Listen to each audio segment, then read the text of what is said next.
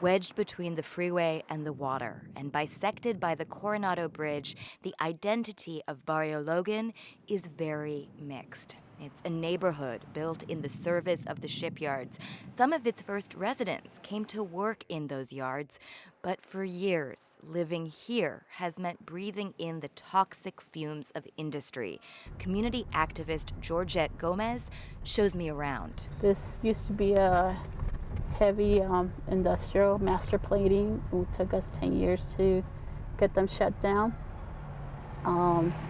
They used to release hexachromia into the air, and literally their exhaust pipe was right going into these families' homes.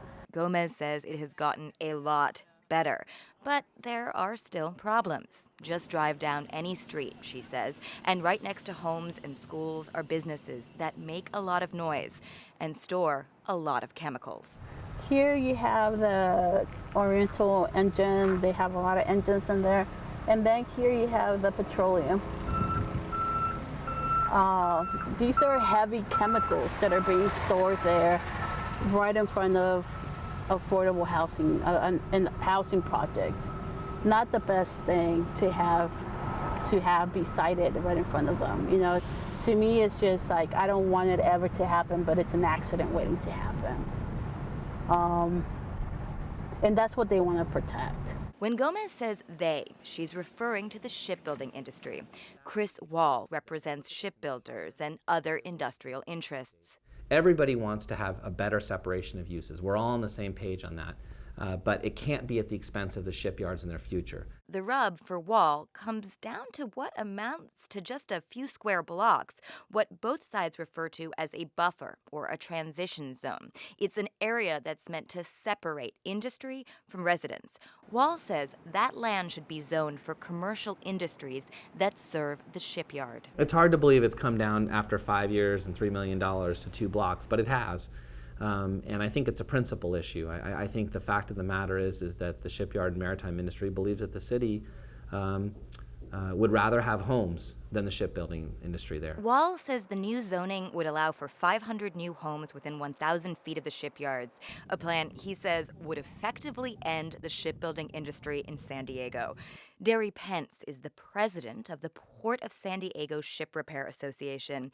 He says new development could gentrify the neighborhood and price out low-income residents.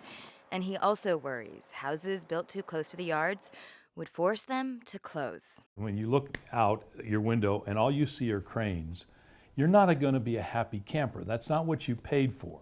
Well, if I can move you back a little bit, when you open the blinds, you'll see the beautiful blue sky of San Diego, and other residential units, and life will be good. But opponents say that idyllic picture is a bit of a red herring. Councilmember David Alvarez represents Barrio Logan. He also grew up there. He says what the maritime industry is proposing wouldn't create a buffer between homes and businesses. It would just be more of the same, homes next to chemicals and loud machinery. But Alvarez says if there is a concern that housing will spring up, let's get rid of that part of the plan. So he's crafted a compromise which would have no housing or industry in the buffer zone. We want to not encroach on industry because those jobs are good jobs and we want to keep them, but we also don't want to put industrial uses next door to somebody who lives in Barrio Logan or who will live there in the future when development continues. He worries a lot of misinformation is being spread, like people being told if the plan passes, they will lose their homes. Scare tactics are being used. This is a campaign, well-financed campaign full of lies, unfortunately. Back in Barrio Logan, Environmental Health Coalition's Maria Moya is at a community meeting.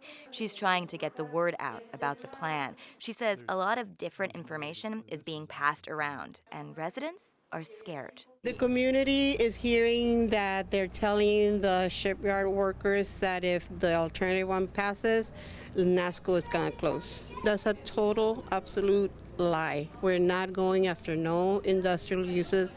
We want the protection zone, but to protect them and protect the residents. But in no ways are we that stupid to say we want to close the shipyards. We know that that's an economic. My husband worked there for 35 years. And that's the thing. The shipyards are an integral part of the community.